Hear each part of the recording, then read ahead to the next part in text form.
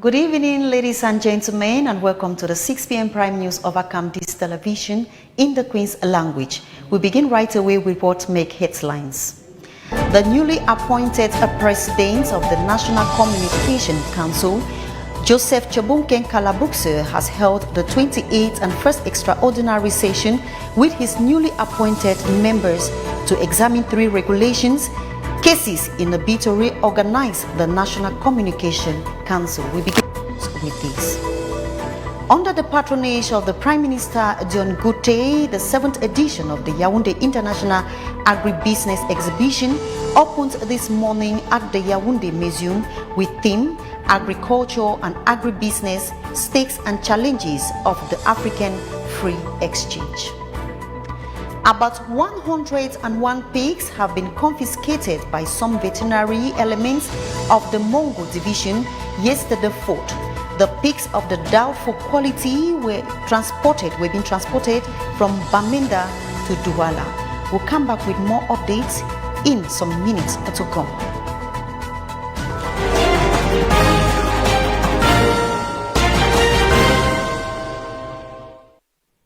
You're welcome. If you're just joining, you're watching the 6 p.m. Prime News of This Television. We move over where the Autonomous Regulatory Body of Mass Communication held its first 28th ordinary session in a bid to reorganize the National Communication Council. During this meeting held, the new president, Chebunken Kalabukse, says some sanctions have been meted on some media organs and some press men, that's journalists, who went against the ethics of their profession. He also said that he is encouraging the media not to relent their efforts in carrying out their duties, as they reiterated that they will stand by the media to make the media organ a very credible one in the country. Let's listen to his excerpt. The case between Senator Weshinge Sylvestre, President and Chief Executive Officer of Congelcam SA and Confidence Magazine and its publisher. The plaintiff lodged a complaint with the National Communication Council following a publication in number 259 of the above mentioned magazine, which was published in April 2021, of a flying bearing offensive remarks previously published by other press organs accusing him of taking over the fortunes of a former Minister of the Economy and Finance. The Council, after determining the responsibility of the magazine in question for failure to adhere to the professional requirements of investigation and balance in the processing of information published against the plaintiff, has decided to suspend Mr. Emmanuel Ninansi Koya, publisher of the above mentioned magazine Confidence, for a period of 6 months from exercising the profession of journalism in Cameroon. This suspension is applicable for the same fact and in the same conditions to the magazine Confidence. The case against the private television channel DBS TV, its director of publication, and Steve Joycelyn Goss, journalists at the aforementioned organ, following the broadcast of unsubstantiated and offensive information likely to damage the good repute of the French head of state and that of France's image during the program called DBS Matin on the 21st of April 2021, the Council, after having sent the Director of Publication and the aforementioned journalists 3 summons, which the latter did not deign to respect, has on the one hand determined the responsibility of the above mentioned, and on the other hand decided to send a warning to Mr. Mark Wesu, Director of Publication of DBS TV, and to suspend for a period of 1 month from exercising the profession of journalism in Cameroon, Mr. Steve Joycelyn Goss. We move right away with the cover short where the National Communication Council has just slammed a year's suspension to 6 months. Barblev Bijoka, the journalist and general manager of Crise Radio, is accused of defamation. A complaint was deposited to the National Communication Council by Honorable Cabral Libi.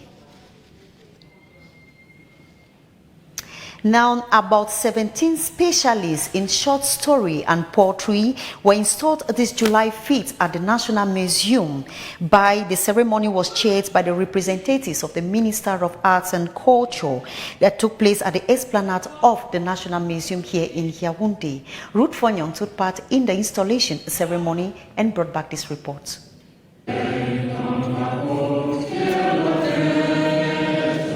They were about 17 in number, the president in mind, to receive a handshake from the Minister of Arts and Culture, Pierre Ismael Bidunkat, though represented by his Secretary General. They are the new members of the jury of the National Literary Competition for Young Authors 2021 edition.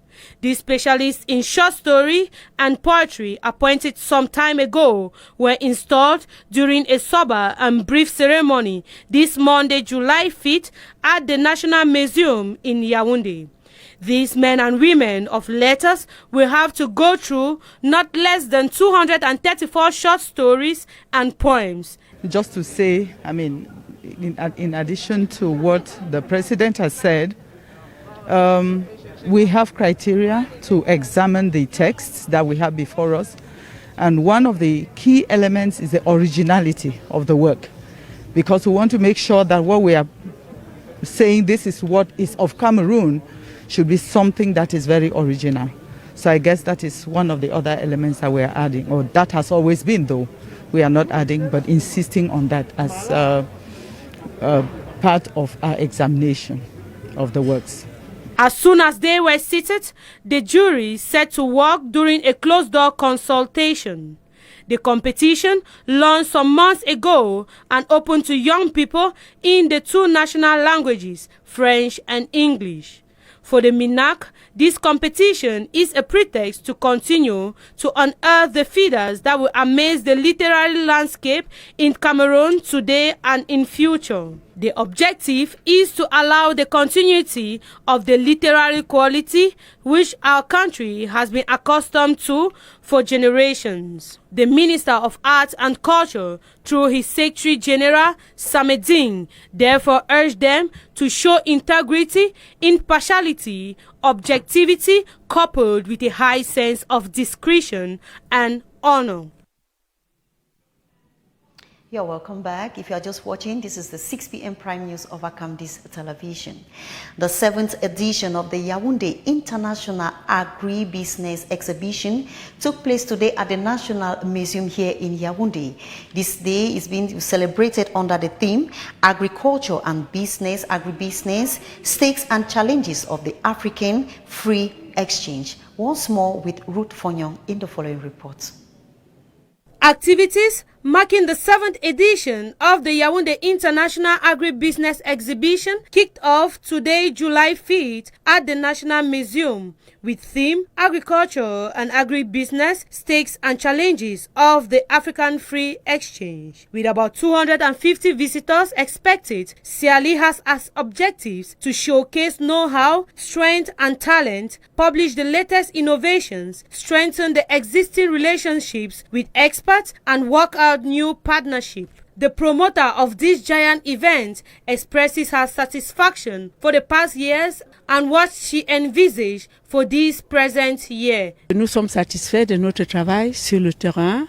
We are satisfied with our work in the field and in the evolution of CIALI, because when you look at what is behind, CIALI has really built itself so that Made in Cameroon forges ahead. There will be a lot of competition this year. There will be the training on packaging, ticketing, because we see that that's what is lacking for Cameroonians. Cameroon has to be ready for this open exchange so that our products can be exported to African zones. Africaine, libre-échange. An impressive number of national and international participants are part of this year's Siali event. I decided to move over here to work with my mom and a few others in terms of taking care of the people, because we know that health care is very important. And what's more important than healing your brother, your sister, your mother, your grandmother? We are all one family here, so it was all for us to return home to Africa. There's more than one product that we have. All of the products that we have are natural and are made in Cameroon. These products they come from the earth, you know, so they are here to take care of the people. They are here to heal the people. For one, we have sea moss. This event will know its climax on July 7, 2021, the day of the formal ceremony, which will have the participation of several members of government under the aegis of the Prime Minister Joseph Dion Gute. Pupils and students have finally gone on break. This is a period where, according to some parents, most of their children should take the break, go down to the village and learn their cultural tradition and to get acquainted with some family members. Whereas others say it is a moment where children have to catch up by learning trades or carry on holiday classes. Camdis Television took interest in this, went down to the streets of Yaoundé in a bid to find out from some parents what they think is best for their children. Let's listen in this box. Here I do beats, I train children, I give them that knowledge, and also I try to stop them from wandering around, because most parents nowadays, they send their children to the street, they go and sell, you know, they try to look for their own school fees, which is not really what we want here for children. But what I'm giving children is not just occupying them, I am giving them a training. I train them on how they can help themselves tomorrow, even without their parents. My children are now in the village, and during the holidays, some comes here in Yaoundé to do something like selling, like working in the town. My children try to help me to pay their fees during the holidays. I started selling because my parents are not having money, so that's why I do not go for holidays in the village.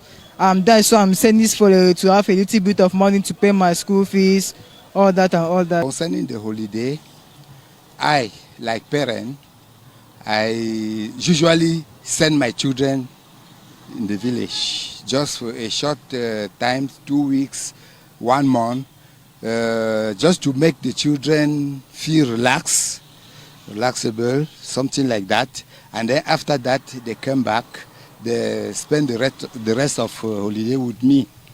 That is how I do. So now, I don't accept that the children should go and stroll and doing that type of job. It's not fair. We now move over to something very, very serious, where about 101 pigs were being confiscated by some veterinary elements in the Mongo division yesterday, 4th June, July 2021.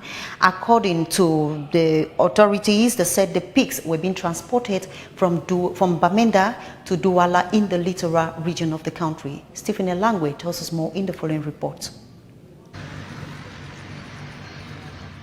It was June 4, 2021, in the Mongo division of the littoral region, in which elements of the departmental delegation of the Ministry of Livestock, Fishery and Animal Husbandry caught a lorry transporting about 101 pigs, among which 27 were dead, while the other 74 were still alive. The vehicle, which was noted to be entering Douala from Bamenda, was held at a checkpoint and Konsong, and the dead pigs were transported to Ndongwa to be buried, while those still alive have been confiscated and quarantined in a veterinary for medical and veterinary testings. At a time where animal flu keep making waves in the country, it is inevitable to be courteous and watchful. The agents of the veterinary center caution the population to watch out what they buy as meat for household consumption. Okay, we now move over in the northwest region of the country where an uneasy calm reigns in Bamenda and in the subdivision, that is in the northwest region, Bamenda subdivision, after the killing of a youth in that part of the country. According to sources, the youth was being killed by the forces of law and order. Our northwest regional correspondent and neighbor gives us detail of what happened in that part of the country. It is 1:30 p.m. and news went round about the death of Jibril Dubila, a Muslim faithful. He is allegedly shot by security forces at a checkpoint inside his car at the Below-Foncha neighborhood. Unable to bear the shock and consternation, the angered youth took the corpse and paraded the street of Bamenda, denouncing military excesses.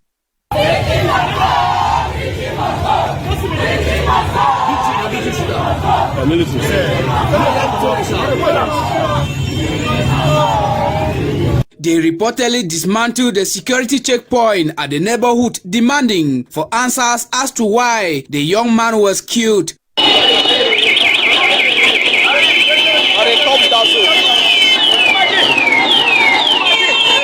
Bamenda in the past months have witnessed an increase in unwanted killings, either from the military or the non-state actors, but the population continue to.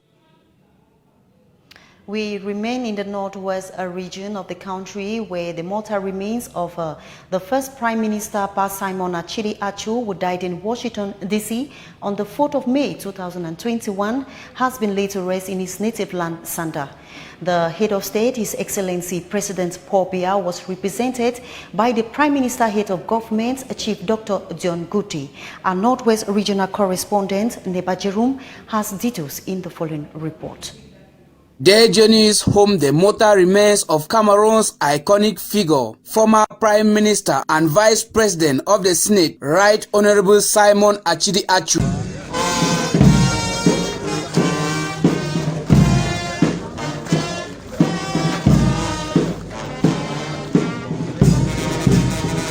The late Prime Minister will be remembered for his political ideology of politics Nanjangi. You scratch my back, I scratch your back. Achidi Achu was a member of government, a wise man of government. The reason why he was called the old fox. Achidi Achu was available to help everybody have a job, develop your mindset, and help the needy. He was a philanthropist. To know Achidi Achu better is when you saw him at a live celebration, when you saw him at an official ceremony, when you saw him at a party ceremony, when you saw him in a campaign rally. Simply put, Achidi Achu was a technocrat in politics for the ruling party. Representing the head of state at the burial was Prime Minister Chief Dr. Joseph John Guti.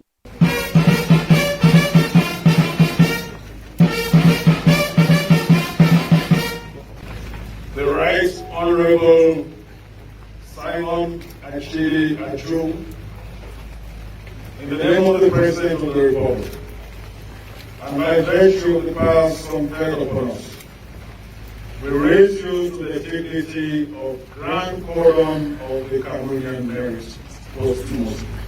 Drawing inspiration from the book of John chapter 14, reading from verses 1 to 3, Reverend Mickey Hans, Synod Clerk of the PCC, told the mourners not to let their heart be troubled with the death of the statesman, sitting ministers, former traditional authorities, and well-wishers all converge in Santa Saturday, July 3rd to bid farewell to late Simon Achidi Achu, who was buried in his rock farm rest.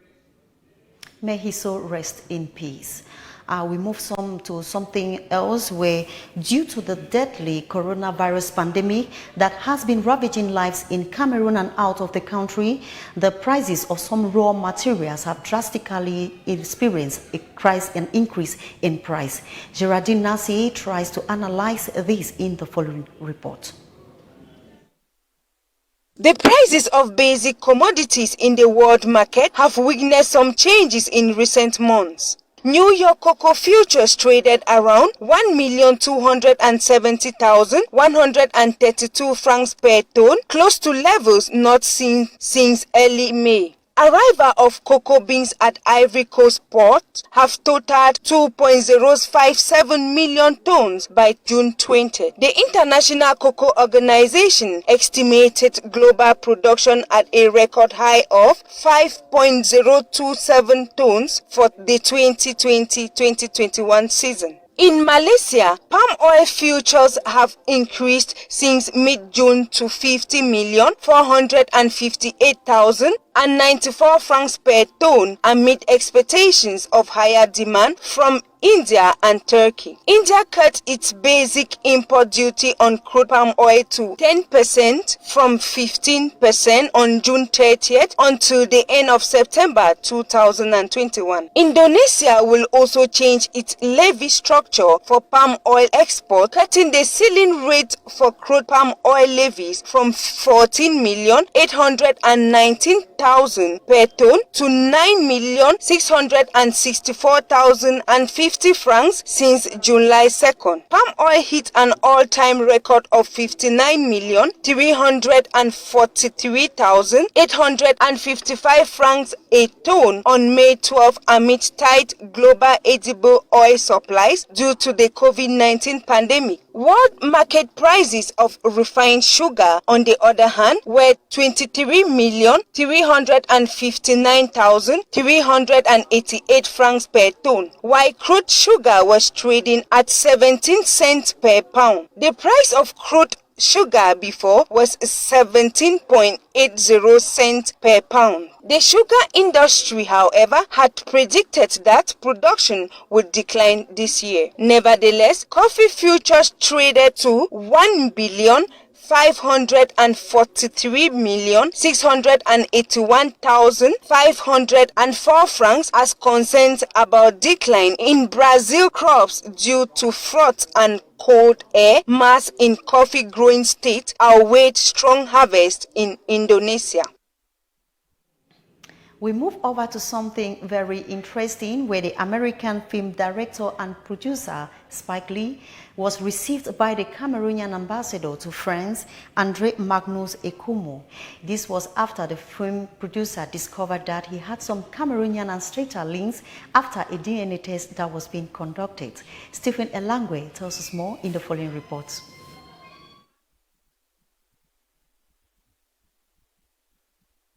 His name is Spike Lee, American director and producer, who recently rediscovered his Cameroonian origins thanks to DNA tests. Accompanied by his wife, Spike Lee was received in Paris by the Cameroonian ambassador to France, His Excellency Andre Magnus Ekumo. Diplomatic mission in France, the renowned place for the expression of Cameroon's cultural Lee's visit to the embassy of Cameroon, I must say, is of a great significance as is a natural act of Cameroonian visiting his house. Already inviting you to grace with your presence the 33rd edition of African Cup of Nations, which will hold in Cameroon from 9th January to February 6, 2002.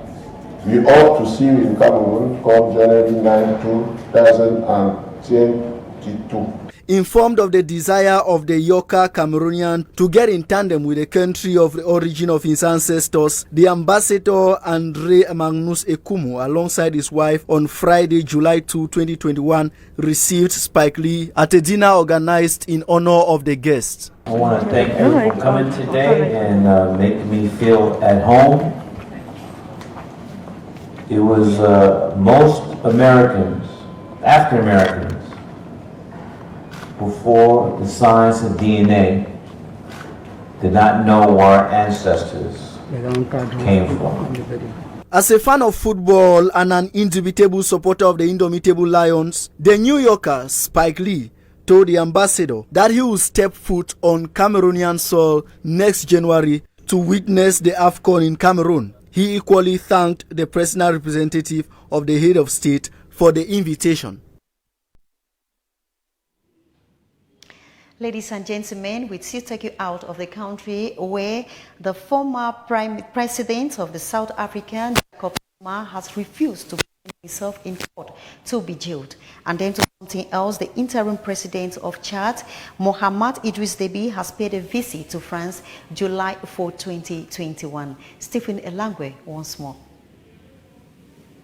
Former President Jacob Zuma made the declaration within the last 48 hours, saying he will not go to jail. This goes against the calls by the Constitutional Court for him to hang himself for the start of a 15-month jail term. Jacob Zuma had formally asked that the court should either strike out or reduce the jail term given. Many of the president's supporters have vowed to render the country ungovernable if Zuma finally goes to jail. Vowing to protect Jacob Zuma against jail term, other protesters called for the stepping down of President Cyril Ramaphosa. Meanwhile, Jacob Zuma has stated that sending him to jail now is like sending him to his grave. Over in Chad, the head of the military junta and president of Chad, Mohamed Idriss Déby Itno, has gone to France July 4, 2021 for a friendship and a working visit.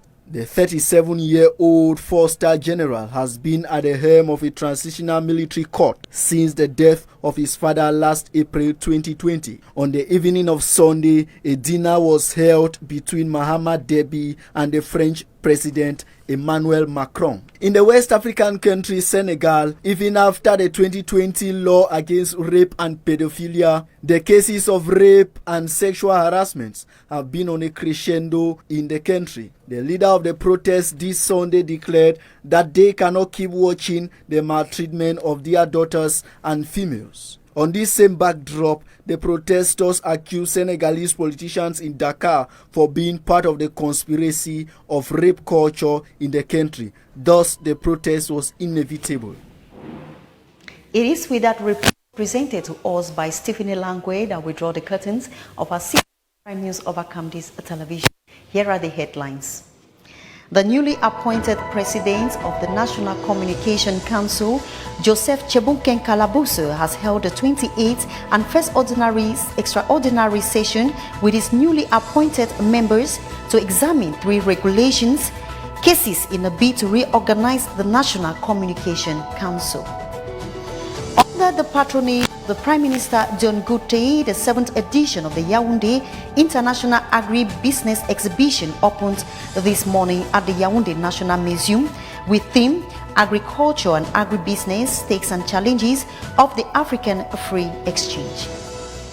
About 101 pigs have been confiscated by some veterinary elements of the Mongo Division yesterday, 4th July 2021. The pigs of doubtful quality were being transported from Bamenda to Douala. Ladies and gentlemen, thanks for watching. At 8 p.m., Desiree Boune will be coming with news in the French language. Do not go away. More interesting programs will be yours over Camdis television. Have a blessed evening.